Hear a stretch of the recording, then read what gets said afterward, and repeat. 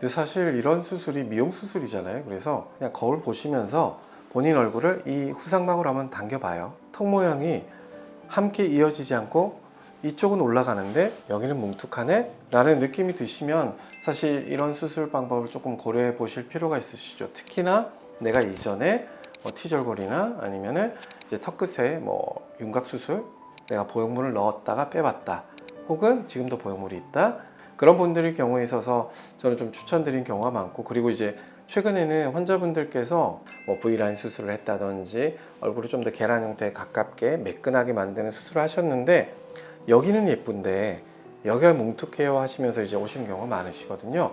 그럴 때 이제 제가 주로 말씀드리는 게, 어떤 수술을 하더라도 사실 턱이 중간까지 오는 경우가 조금 그렇게 많지는 않아서, 그래서 대부분은 입술 외곽 끝에서 그리고 눈꼬리 끝에서 방향을 바꿔줘서 리프팅을 한다든지 아니면 다른 모양적 변화를 꾀하는 경우가 많은데, 그러면 이제 이쪽 부분은 거의 그대로 있는 거죠. 그래서 당겨지면서 어느 정도는 모양이 만들어지겠지만, 당겨지면 어떻게 되느냐, 근육 자체는 좀 텐션이 생기는, 그러니까 늘어나는 방향으로 되기 때문에 좀 각이 좀 밋밋해지는 그런 모양에 가까워지기 때문에 오히려 당기고 나서 여기가 좀 더 내가 뭉툭한 게 부각이 된다라고 하시는 분이 많이 계시는 것도 아마 그 이유가 아니지 싶습니다. 그래서 이제 얼굴 형태가 턱 끝에서 이제 꺾이시는 분들께 제가 주로 많이 권해드리고, 그리고 일반적으로 턱 끝 절골을 한다든지 하는 방법으로는 사실 효과를 보기가 좀 어렵고요. 근육 자체가 벌어져 있는 형태를 안쪽으로 모아줘서 모양 자체를 V자에 가까운, 그리고 이제 계란 형태 첫 시작에 가까운 형태로 바꿔주는 게 제일 유리한 모양의 변화가 아닐까 그렇게 생각합니다. 그럼 혹시 턱 끝에 보형물 같은 거 집어넣으신 분들이 겉으로 볼 때 모양이 나쁘지 않나요? 그런 분들도 와서 수술을 요거를 받을 수 있는 건가요? 아니면 제거를 꼭 해야 되나요?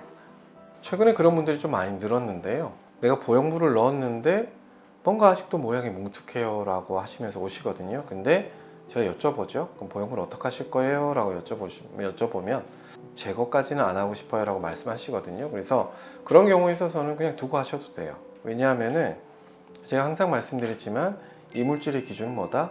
이게 나한테 해를 끼칠 때가 이물질이다. 그래서 무조건 안에 들어가 있다고 해서 이물질이 아닌 거고, 얘가 아프다, 아니면 모양적으로 추형이다, 이럴 때만 보통 제거를 하시기를 권해드리고, 그런 게 아닐 때는 두고 하셔도 되는데, 단 성형외과 전문의가 직접 수술한 경우에 어떻게 보면 한해서라고 이제 설명드릴 수가 있는데, 보통은 성형외과에서는 보형물을 골막이라고 하죠. 그래서 뼈에 있는 막 아래쪽 혹은 위쪽에 고정하는 경우가 많은데요. 그런 경우에 있어서는 당연히 근육보다 아래쪽에 있기 때문에 근육을 조작하는 데 있어서 크게 사실 문제가 없죠. 그리고 간혹 보형물이 있다라고 하는데 너무 잘 움직입니다, 혹시 제거해야 될까요? 라고 오셨던 분들 중에 근육 사이에 껴져 있는 분들이 꽤 몇 분 계셨고요. 여쭤보면 이제 성형외과가 아닌 곳에서 하신 분들도 계시고, 의원에서 하셨던 분들도 계셔서, 그런 걸 이제 제가 확인하고 초음파를 찍어 본다든지 해서 위치가 확인이 됐는데 뼈막 위 아래쪽이다 라고 하면은 괜찮습니다 라고 설명드립니다.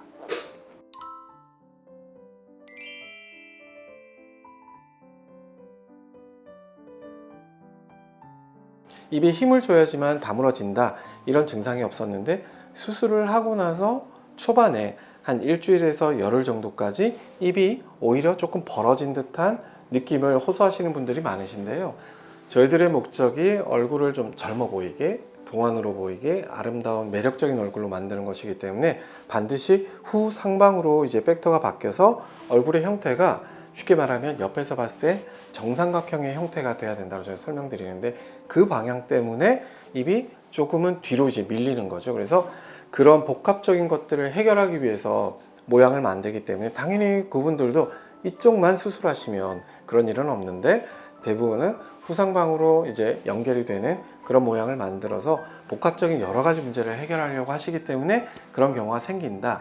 그래서 일시적으로 보통 7일에서 10일 이내에 그런 증상이 해결된다 라고 말씀드릴 수 있게 되는 겁니다.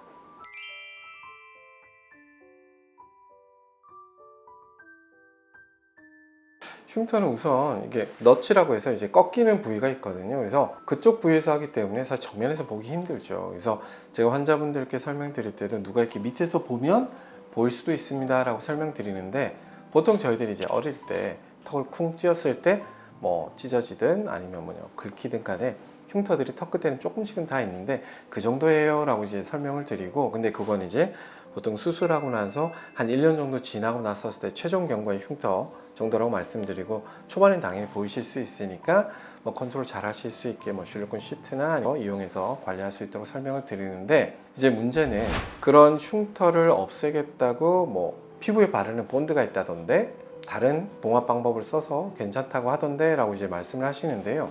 기본적으로 피부에 쓰는 이제 본드 뭐 정말 있죠. 저는 개인적으로는 뭐 써도 되고 안 써도 된다라고 설명을 드리는데, 제 경험상은 아무래도 남성분들 같은 경우에는 절대 쓰지 않는 편이 좀 낫고요. 여성분들 같은 경우에 있어서도 피부가 좀 딱딱하지 않고 부드러운 경우에 있어서는 괜찮지만, 좀 딱딱한 경우, 그러니까 기본적으로 물리적으로 좀 잘 붙여놔야 될 것 같은 피부에서는 쓰는 걸 권해드리지는 않습니다. 왜냐하면 히스토 아크릴이라는 것이 기본적으로 피부와 피부의 가장 위쪽만 움직이지 않도록 고정을 시켜두는 역할을 하는 건데요.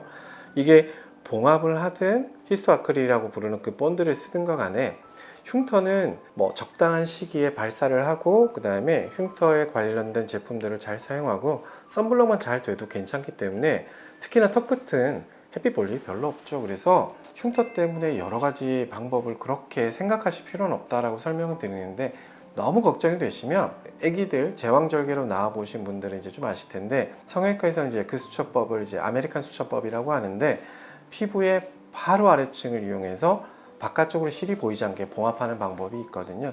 차라리 그 방법을 활용해서 봉합을 하시는 게 더 낫습니다 라고 설명드리는 경우도 있습니다.